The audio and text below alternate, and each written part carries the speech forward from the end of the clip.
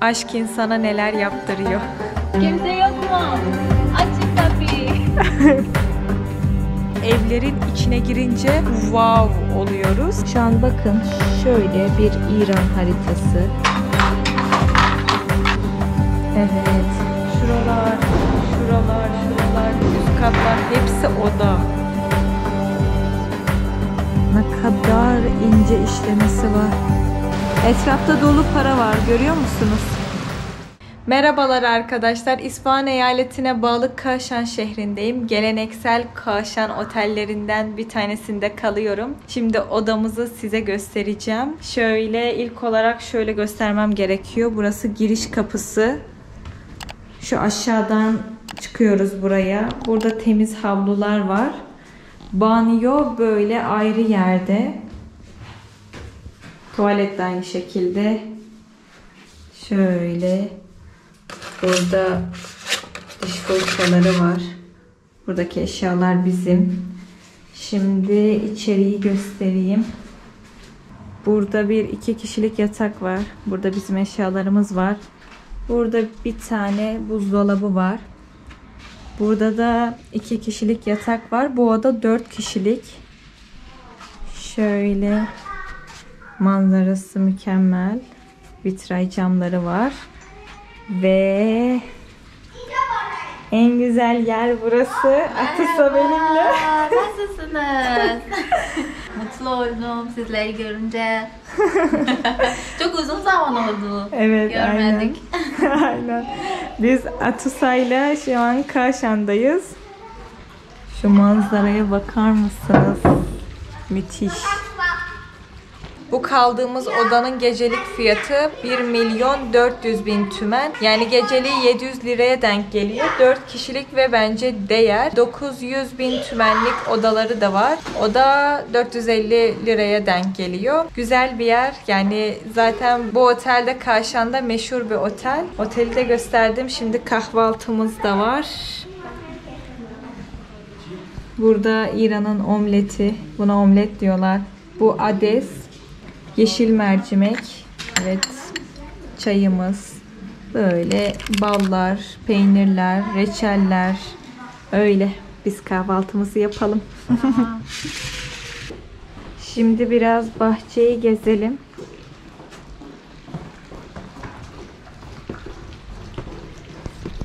Bahçesi çok güzel, hava da çok güzel.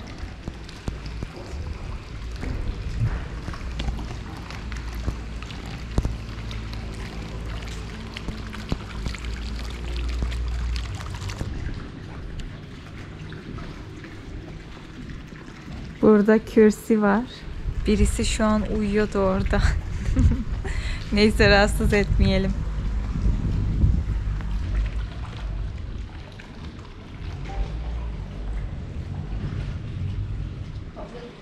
Şimdi biz Atusa'yla dışarı çıkıyoruz. Burası gül kokuyor. Şurada gül suyu satıyorlar.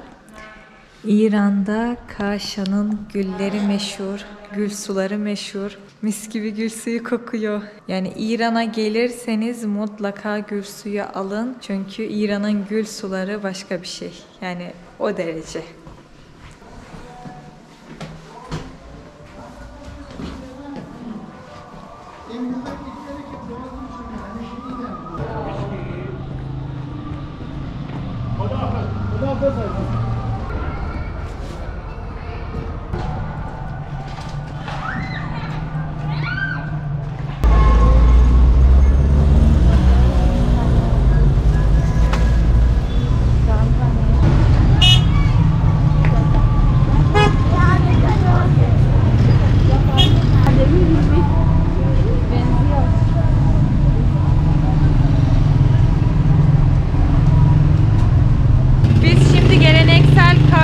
Çarşısına geldik.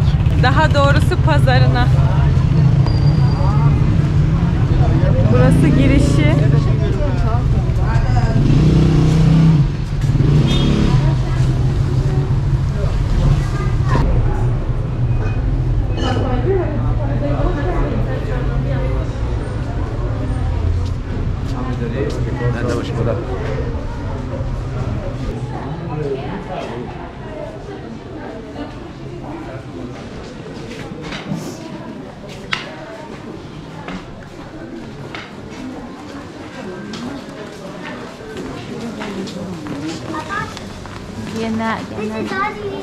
Burada havanlar var. Taştan. Bununla da safran demliyorlar. Burada mermer havan var. Bunların hepsi safran için. Gördüğüm kadarıyla Kaşanlılar daha gelenekselciler. Çünkü geneli çarşaflı. Böyle geneli çarşaflı olan şehirler aslında daha geleneksel, daha kapalı şehir oluyor. Çarşının içinde bir tane imamzade var.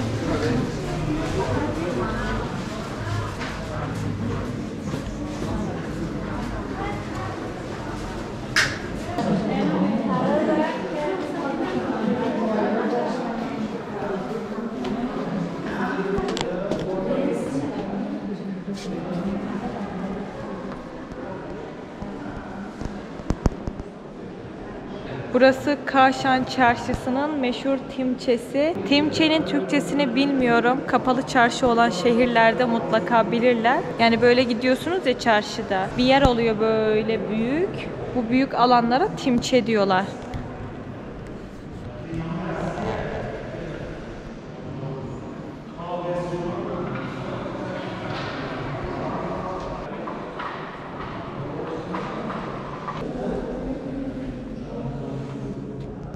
Hastane başı.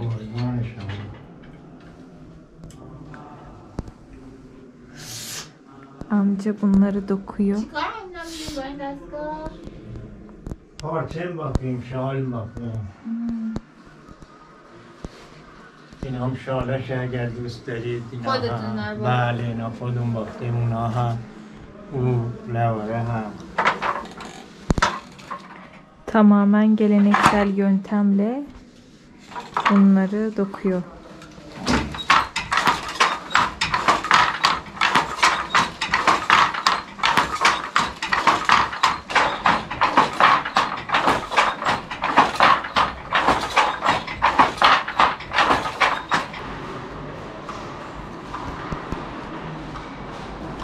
Önceden bunlarda turşu kuruyorlarmış. Müslüman olmayanlar da şarap yapıyormuş. Şimdi böyle kocaman kocaman satıyorlar. Bakın. Boyum kadar.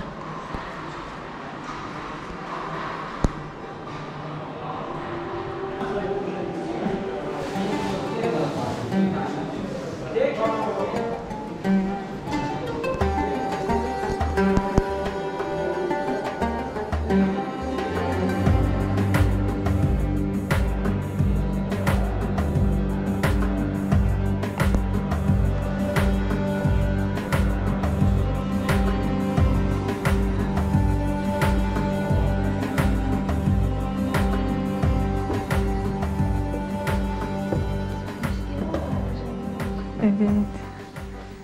Rengi çok güzel buranın.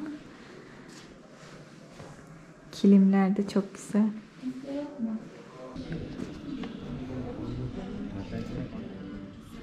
Şurada bir tane kafe var.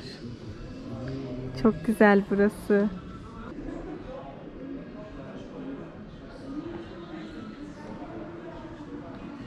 Şimdi çarşıdan çıktık. Tarihi evleri gezeceğiz. Burada çok fazla tarihi evler var. Gidebildiğimiz kadar gideceğiz.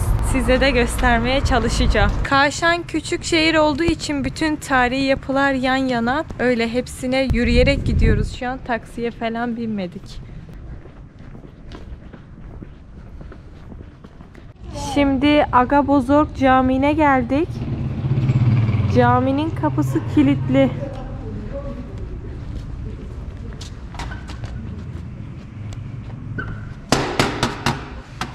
Kimse yok. Şu delikten bakalım. Kimse yok mu? Açın kapıyı. Kimse yok. Açmıyorlar. Cami kapanır mı ya? Bilmem. Bir de tarihi bir cami. Kimse gitmiyor. Ama Sadece gezegenler belki bir zamanlar geliyorlar. gel bakalım başka kapısı varsa. Şurada kapı var sanırım. Bir oraya bakalım. Bu İmamzade mi ne bu? Musab bin Aa, Cafer. evet. İmamzade.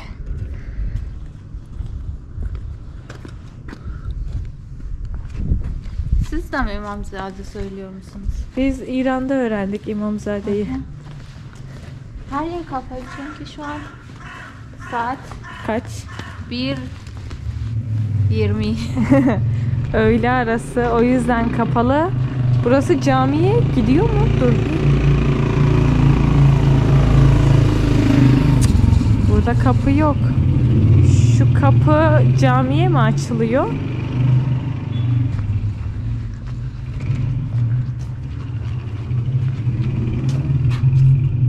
Kapalı. Cami kapalıydı, giremedik. Şimdi dolanıyoruz. Belki sonra açarlar.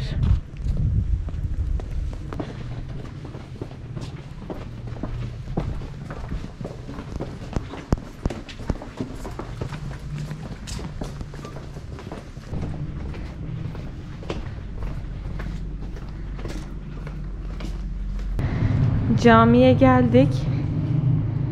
Başka bir tane kapısı varmış. Onu görmemişiz. Şimdi geldik. Agabozorg Cami ve Medresesi İran İslam mimarisinin en güzel örneklerinden bir tanesi. Bu cami çöl iklimine uygun tarzda inşa edilmiş. Böyle görüyorsunuz, iki tarafta da rüzgar kuleleri var. Bu cami 18. yüzyılın sonlarında yaptırılmış ve Agabozorg lakaplı o zamanın ünlü bir alimi olan Mehdi Naraki'ye ait. Ve gerçekten çok güzel ve çok değişik bir mimariye sahip bir cami. Şu aşağıda gördüğünüz odalar burada okuyan talebeler için yapılmış. Burada kalıyorlarmış. Ve İran'daki camilere göre çok farklı bir mimarisi var. İlk başta girdiğimizde bu altta bir bahçe görüyoruz ve bu bahçenin altında da başka bir bahçe var. Hatta ilk girdiğimizde bakıyoruz, diyoruz ki bu aşağı nasıl gidebiliriz? Yolu bilmiyoruz. Kapı arıyoruz, bulamıyoruz. Sonra bir bakıyoruz şuradan gidiyorlar. Bir tanesi şuradan, bir tanesi de şuradan. Şimdi biraz inelim, aşağıyı da göstereyim. Evet, yine bir merdiven sorunsalı. Ay. Şimdi bakın, bu katlar birbirlerinden tamamen bağımsız. İran'da ilk defa bu tarz bir mimaride cami gördüm. Caminin kubbesine bakın. Tuğla, İran'da en büyük tuğla kubbeli camilerden bir tanesi. Şunu da söylemeden geçmeyeyim. Kaşan'da çöl bölgesinde. Yani Kaşan şehri de çölün ortasında bir şehir. Burada da o yüzden rüzgar kuleleri görüyoruz.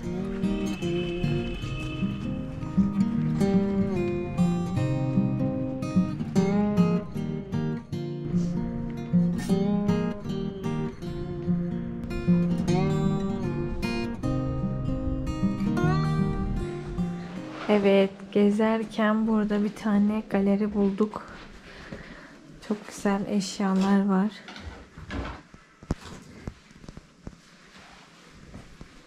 Selam.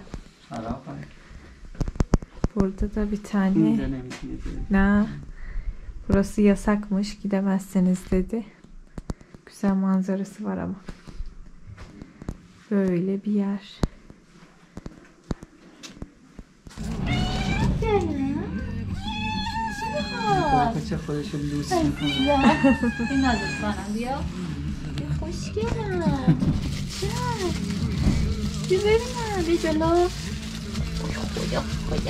İran'da bunlara hicle diyorlar. Birisi vefat ettiği zaman bunları koyuyorlar. Çok fazla gördüm ama üzerinde fotoğraf yok. Satıyorlar herhalde. Daha doğrusu kiralıyorlar. Buralarda dolu, restore edilmemiş geleneksel evler var. Günaydın arkadaşlar. Dün birçok tarihi eve gidecektik. Maalesef kapanmıştı. Bize geri dönmek zorunda kaldık. Sonra bir otele yemek yemeye gittik. Orada da film çekmek yasak dediler. Oradan da video çekemedim. O yüzden bütün tarihi ev gezilerim bugüne kaldı. Şimdi ben size şu manzaramı göstereyim. Şöyle bakın. Işık yansıyor. Şimdi ben dün harita aldım. Bana devamlı diyorsunuz ki gittiğin yerleri harita üzerinden göster. Ben de tamam göstereyim dedim. Gittim harita aldım. Şu an bakın şöyle bir İran haritası. Şu taraf Türkiye oluyor. Şurası Irak. Şimdi şurası Tebriz, Urumiye bu taraflarda gitmiştim. İsfahan burada. Kaşan'da şurada. Yani ben şu an şuradayım. Bakın. Kaşan.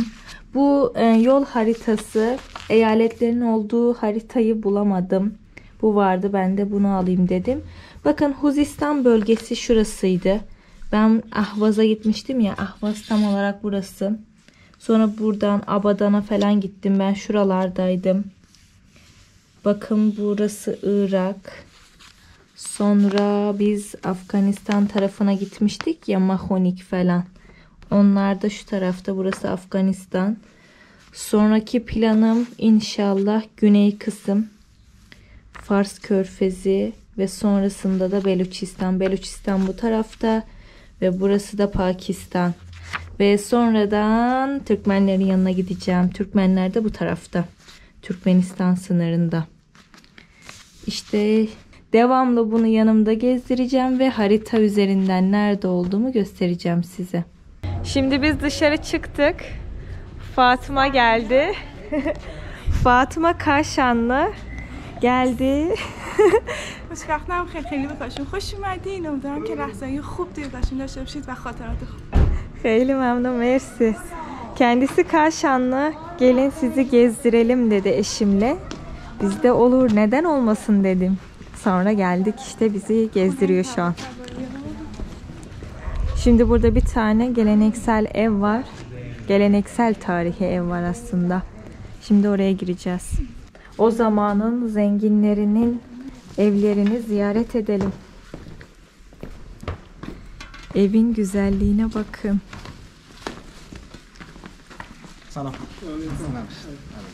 Diyorum bu ev neden bu kadar meşhur?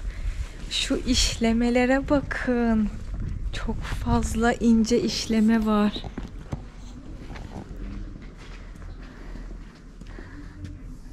Bakar mısınız? Şimdi Kaşan'a geldiğimi hissediyorum. Çünkü Kaşan tarihi evleriyle meşhur ve çok farklı, çok güzel mimarileri var ve bu eve de tarihi evlerin gelini diyorlar. Çünkü bakar mısınız? Ne kadar ince işlemesi var.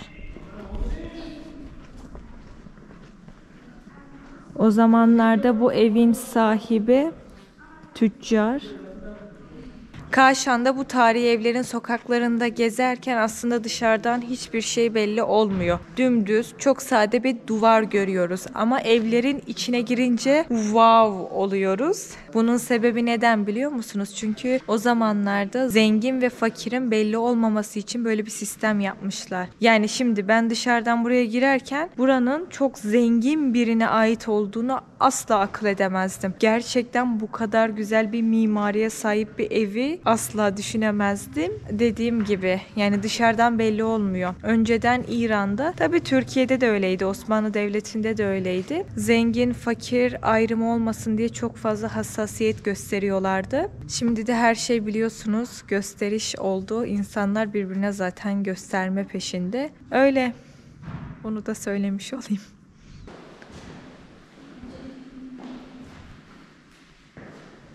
این اتاقایی که خیلی درداره و خیلی سقفش بلنده بهش میگن شاهنشین. اینجوری اتاقای اصلیه اینجا بوده. باز یه اتاق شبیه همین اون طرفه بهش میگن اتاق آینه. Aynı. آینه. چون شیشه های رنگیش بلندتره، یه دسته رو قوی‌تره.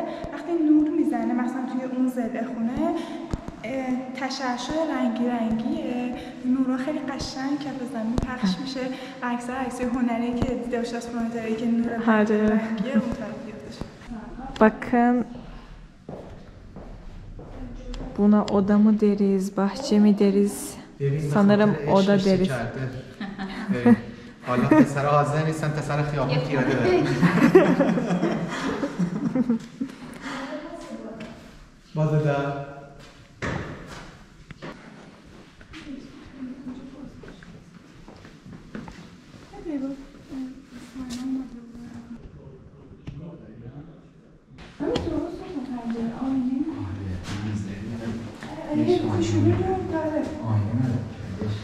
Evet, bu da vitray camlı odası.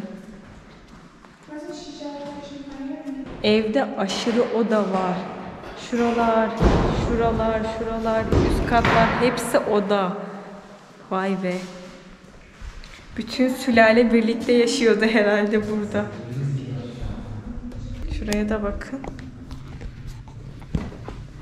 Oda içinde oda var. Diğer tarafta da aynı şekilde var. Bakın yani kendine ayrıyetten havuzu da var. Alt kat zaten kiler. Üst katlar da var. Açıkçası ben çok fazla tarihi ev gördüm ama buraya girince bir böyle kaldım. Yani o kadar güzel mimarisi var. Adam yapmış. Bu odalar daha serin çünkü bu tarafta rüzgar kulesi var. Yazın bu tarafı kullanıyorlarmış. Kışın daha sıcak olan diğer tarafı.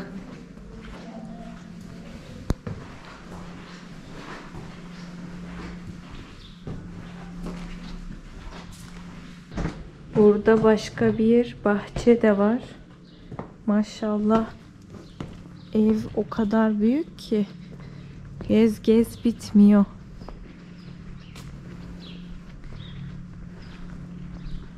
Şunlar ne? Şunları merak ettim.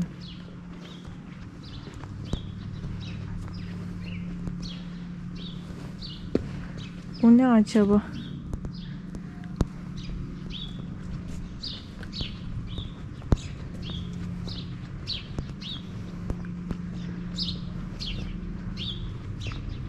Bunlar süs mü yoksa bir anlamı var mı acaba? Çok merak ettim. Halı dokurken ipi buna sarıyorlarmış. Şu an tabii bunlar böyle gösteriş amaçlı da. Bunu ipi aşağı çektikleri zaman ipte düğümlenme olmuyormuş. Şimdi biz buradan üst kata çıktık. Şurada üst mahalle mi, üst sokak mı diyelim. Orada bir kapı var. Atlarını buraya getiriyorlarmış.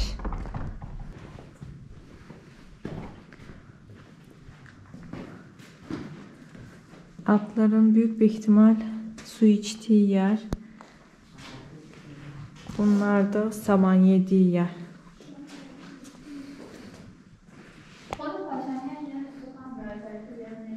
Burada da bir tane imamzade var. Daha doğrusu Kaşan'da bir sürü imamzade vardı. Yerlerde mezar var. İran'da hassasiyet yok mezarların üstüne basma gibi. Yani normal basılıp gidiliyor.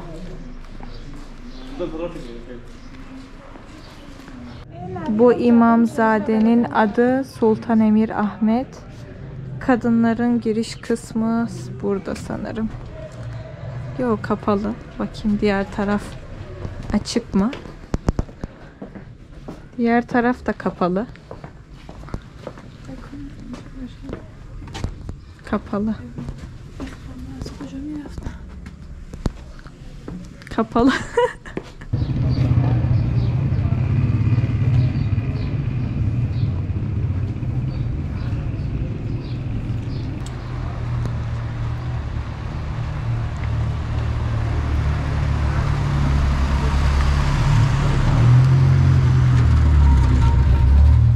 Gül kokusu geliyor derken burada gülleri görüyoruz. Bu tatlıya haç badumi diyorlar. Böyle koluçegillerden diyelim. Burada çok fazla tüketiyorlar ama başka yerlerde de görmüştüm. Burada kakule var. İranlılar da çok fazla kakule kullanıyorlar tatlılarda. Bazı yemeklerde de hatta. Şimdi Kaşa'nın o meşhur hamamına geldik.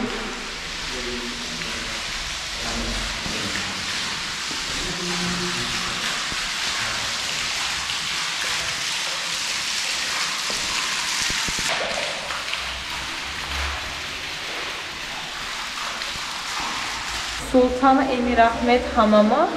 Az önce gittiğimiz evin sahibinin hamamı burası. Şuralara kıyafet bohçalarını, ayakkabılarını koyuyorlarmış. Bu da İran mimarisi.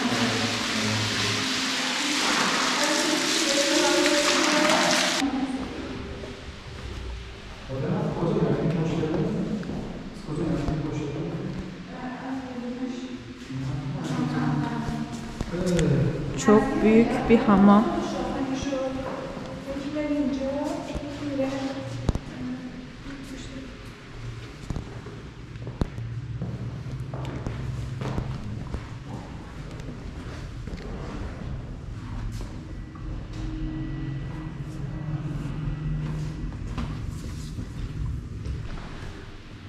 Burada da aşırı sıcak su oluyormuş ve buraya geliyorlarmış.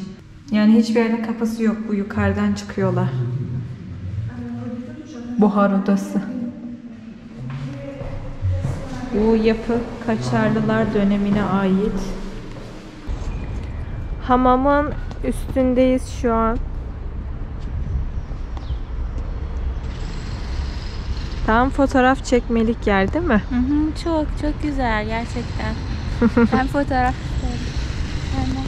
Şimdi biz başka bir tarihi eve geldik. Bu tarihi evin adı Burucer'di. Tabatabai Kaşa'nın en iyi evine sahip ve kızını alabilmesi için de damadına diyelim ona ev yaptırmasını istiyor.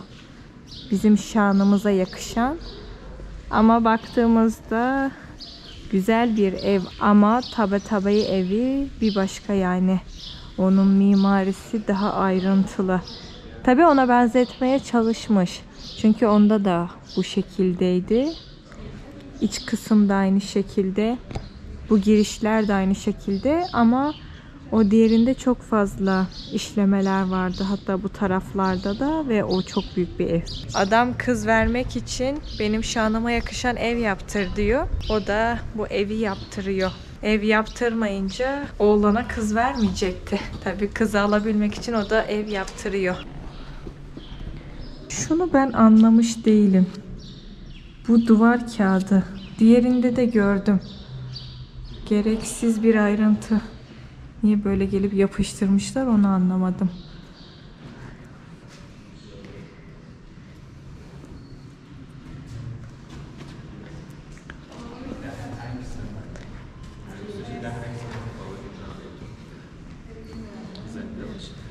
Ama buranın şahneşini daha gösterişli. Bakın.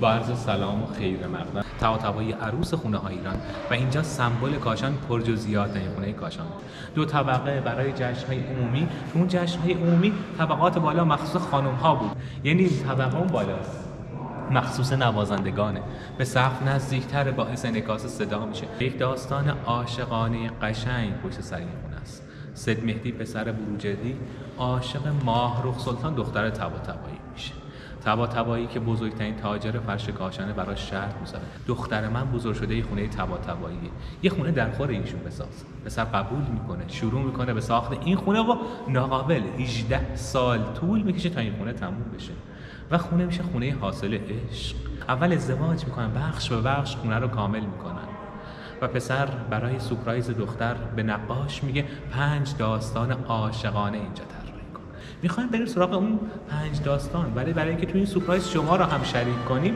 لطفاً از 1 تا 5 هر کدوم یه عدد رو انتخاب کنید به من بگید 3 برای ایشون 4 خانم شما 1 منم 2 ببینیم به هر کسی چه داستانی افتاد شروع کنیم از داستان اول در زیر ساعت اوله فردی رو سوار بر اسب میبینید روبروی قصری که تو اون قصر یه شاهزاده خانم منتظره. اون شخص سوار بر اسب قیس ابن بنی عامره. بریم سراغ داستان دوم، انتخاب ایشون. آخه این چه داستانیه؟ داستان دوم یکم جذابتر میشه. خسرو پرویزی که شیرین خانم رو در کنار برکه آب پیدا میکنه. خسرو در کنار برکه آب شیرین رو پیدا میکنه، از زیباییش انگشت به دهان میگذاره، فراموش میکنه این شیرین قصه ما یه عاشق دیگه هم داره. راستی عاشق دوم شیرین کی بود؟ خسرو و شیرین؟ فرهاد و شیرین، شیرینشون یک نفره. پس خسرو برای فرهاد شرط میذاره اگه میخوای به وصال شیرین برسی برو کوهو بکن و شیر گوسفندانتو برسون به قصر شیرین. فرهاد قبول میکنه و شروع میکنه به کندن بیستون. داستان سوم فرهاد کوهکن بود. داستان شما شد فرهاد کوهکن. بریم داستان چهارم. داستان چهارم وصف حال ماست. قشنگترین داستان منطقه طیر عطار. یه پیری خمیده عصا دست داریم، روبروش یک دختر زیبا روی مسیحی. 70 سال عبادت یه شب به باد. داستانی از شیخ صنعان و دختر ترسا. شیخی که بعد از 50 سال عبادت 500 مرید به خواب میبینه به بتی توی روم سجده میکنه. میره دنبال تعبیر خوابش، عاشق دختر مسیحی میشه و دختر براش شرط میذاره اگه میخوای به من برسی برو قرآن تا آتیش بزن، برو دینتو رها کن و مسیحی شو، برو شراب بخور. میگه اون کارهای قبلی رو نمی کنم ولی از عشق تو میسوزم و دارم میخواهم شراب بخورم. شراب خوردن همانا و ادامه کارها هم. و داستان پنجم، گنج پنجم ما دور شمعدونی.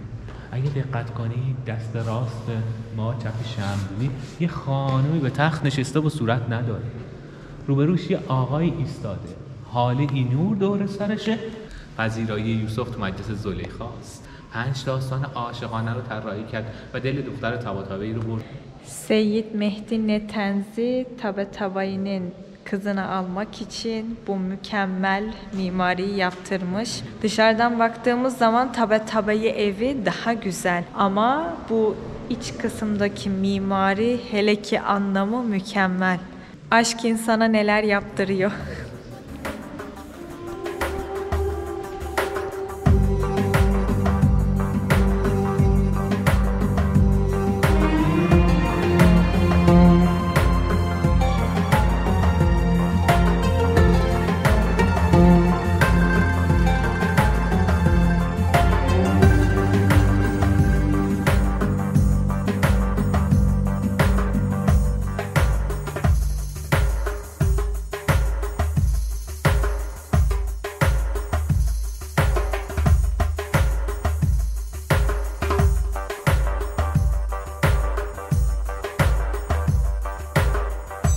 Şimdi film bahçesine geldik.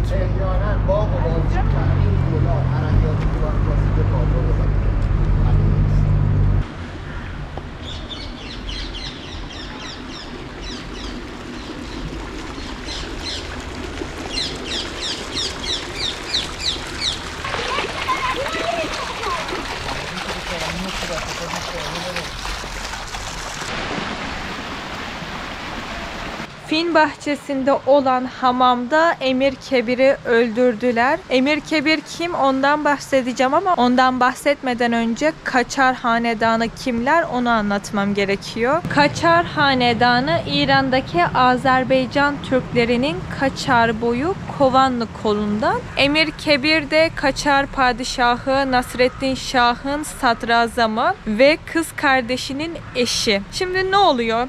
Emir Kebir mükemmel bir şekilde Kaçar Hanedanı'nı yükselten bir sadrazam. Bizim Nizamülmülk gibi görebiliriz. Yani nasıl Nizamülmülk Selçuklu Devleti'nin büyümesinde büyük rol almışsa aynı şekilde Emir Kebir de Kaçar Hanedanı için aynı şekilde böyle bir görev almıştır. O kadar büyük işler yapıyor ki hatta o zaman da Emir Kebir İran konsolosluğunu bütün ülkelerde açtırıyor. Yani İran için, Kaçar Hanedanı için çok büyük işler yapmış bir kişi ve bu büyük işler yapmasından sonra Nasreddin Şah'ın annesi diyor ki bak oğlum Bu senin yerini alır. Bu senin için büyük bir tehlike. Onun öldürülmesi gerekiyor diyor. Ama Nasreddin Şah sadrazamını çok seviyor. Sonra bir şekilde annesi aklına giriyor ve Nasreddin Şah'ın hükmüyle Emir Kebir hamamdayken öldürülüyor. Şimdi o hamama doğru da gidelim.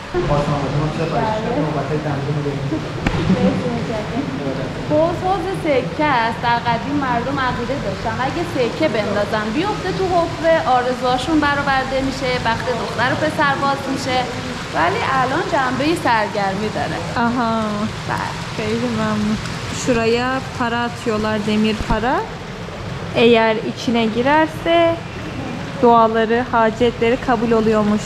Etrafta dolu para var, görüyor musunuz?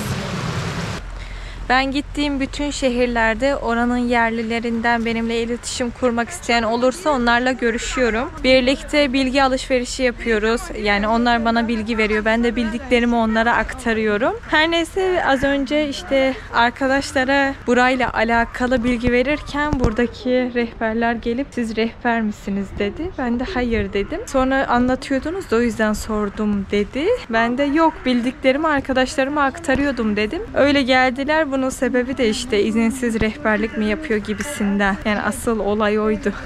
Evet. Emir Kebir'in öldürüldüğü hamam tam olarak burası.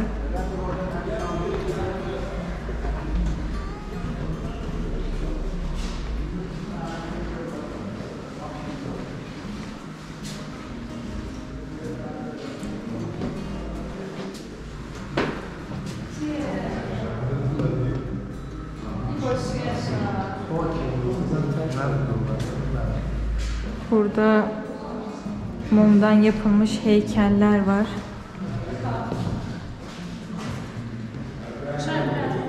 Soldaki Emir Kebir kendisinin öldürüleceğini anlıyor ve o da artık elini veriyor kessinler diye. Bakın, elini jiletle kesecek. Bu videomu burada bitiriyorum. Beğenmeyi unutmayın. Kendinize iyi bakın. Hoşça kalın.